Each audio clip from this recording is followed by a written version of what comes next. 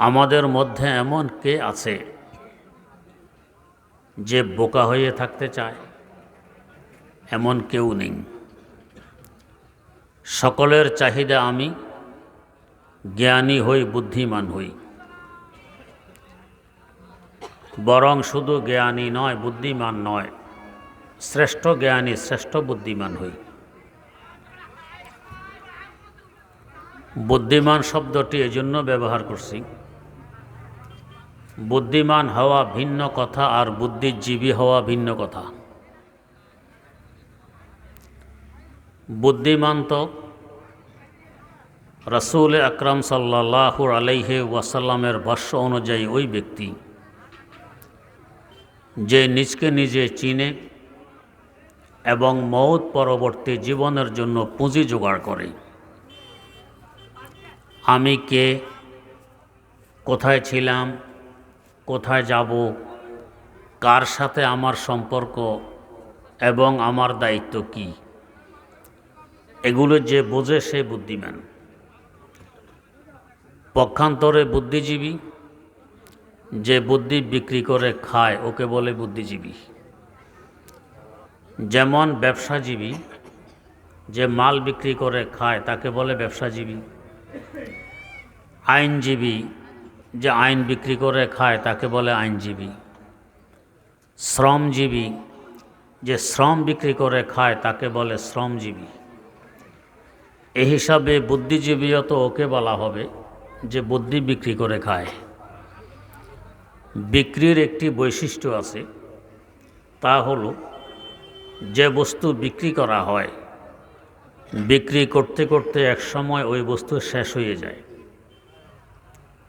যেমন একজন ধান ব্যবসায়ী, সে ধান বিক্রি করে, বিক্রি করতে করতে এক সময় ধান শেষ হয়ে যায়।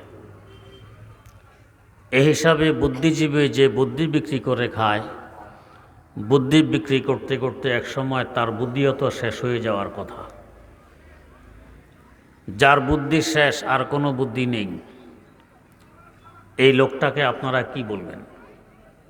বোকা বলবেন, বুদ্ধি তো নেই। তাই দেখা গেছে যারা বুদ্ধিজীবী হিসাবে খ্যাত, এদের অধিকাংশ বয়স যখন বাড়ে, যত বয়স বাড়বে ইসলামের বিরোধিতাও তত বাড়ে। বয়স যত বাড়ে কোরআনের বিরোধিতাও তত বাড়ে। বয়স যত বাড়ে মুসলমানদের বিরোধিতাও তত বাড়ে। বয়স যত বাড়ে মাদ্রাসা মসজিদের বিরোধিতাও তত বাড়ে। এটাই প্রমাণ বহন করে যে বুদ্ধি বিক্রি করতে করতে শেষ হয়ে গেছে। না হয় দরকার ছিল এখন কবরে চিন্তা করা, পরকালের ফিকির করা। তা না করে সে এগুলোর বিরোধিতা আরম্ভ করে দিয়েছে। বোঝা গেছে বুদ্ধি শেষ হয়ে গেছে। তাই বলেছি বুদ্ধিজীবী হওয়া ভিন্ন কথা, বুদ্ধিমান হওয়া ভিন্ন কথা। তা আমাদের সকলেরই চাহিদা শ্রেষ্ঠ বুদ্ধিমান হই, শ্রেষ্ঠ জ্ঞানী হই। কিন্তু কোন রাস্তায় চললে, কি কাজ করলে জ্ঞানী হওয়া যায়, বুদ্ধিমান হওয়া যায়, ওই কাজটি চয়ন করা, ওই রাস্তাটি চিনা আমাদের ক্ষুদ্র বিবেক দ্বারা সম্ভব নয়। তাই তো আল্লাহ রাব্বুল আলামিন মেহেরবানি করে ওই কাজটি দেখাই দিলেন, ওই রাস্তাটি চিনাই দিলেন যে এই রাস্তায় চললে, এই কাজ করলে বুদ্ধিমান হওয়া যাবে। কি সে কাজ, কোন সে রাস্তা? সেটা একমাত্র কোরআনে কারীমের রাস্তা। কোরআন সিনায় ঢুকাও, কোরআন তোমাকে বুদ্ধিমান বানাই দিবে। এটা কোরআনের বৈশিষ্ট্য। কোরআনে বিদ্যা যার সিনায় যত বেশি ঢুকবে সে তত বড় বুদ্ধিমানেই পরিণত হবে। তাই দেখা গেছে ইসলামের শুরু লগ্ন থেকে আজ পর্যন্ত কোরআনে বিদ্যা যারা বিদ্বান, এদের সাথে দুনিয়ার কোনো বুদ্ধিজীবী আজ পর্যন্ত কুলাইতে পারেনি, না পারবে ইনশাআল্লাহ। বদরের যুদ্ধের আগের রাত মোরশেকদের এক ব্যক্তি ভুলে মুসলমানদের তাঁবুর এরিয়ায় এসে গেছে। মুসলমানেরা তাকে ধরে ফেলে। দৌড়ে জিজ্ঞেস করছে তোমাদের সৈন্য সংখ্যা কত।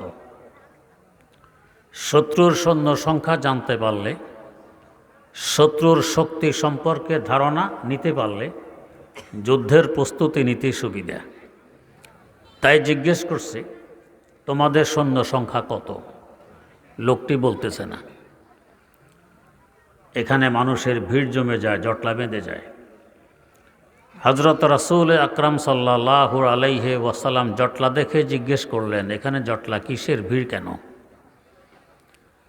বলা হলো একজন মুশরিক এখানে এসে গেছে, আমরা তাকে ধরে জিজ্ঞেস করছি তাদের সৈন্য সংখ্যা কত, সে বলতেছে না। রাসূল করিম সাল্লাল্লাহু আলাইহি ওয়াসাল্লাম বললেন, একে আমার কাছে নিয়ে আসো। নিয়ে আসা হলো। হুজুর সাল্লাল্লাহু আলাইহি ওয়াসাল্লাম তাকে জিজ্ঞেস করলেন, তোমরা খাওয়া দাওয়ার জন্য দৈনিক কয়টি ওট জবাই করো? তোমাদের সৈন্য সংখ্যা কত এটা জিজ্ঞেস করলেন না। জিজ্ঞেস করলেন খাওয়ার জন্য কয়টি ওট জবাই করো? লোকটি জবাব দেয় 10টি ওট জবাই করি।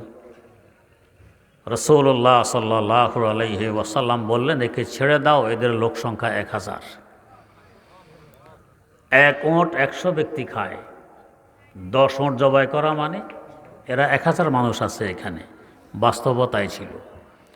কৌশলে সৈন্য সংখ্যা উদ্ধার করে নিলেন, লোকটি টেরো পায়নি। এই কৌশল তিনি কিভাবে অর্জন করলেন?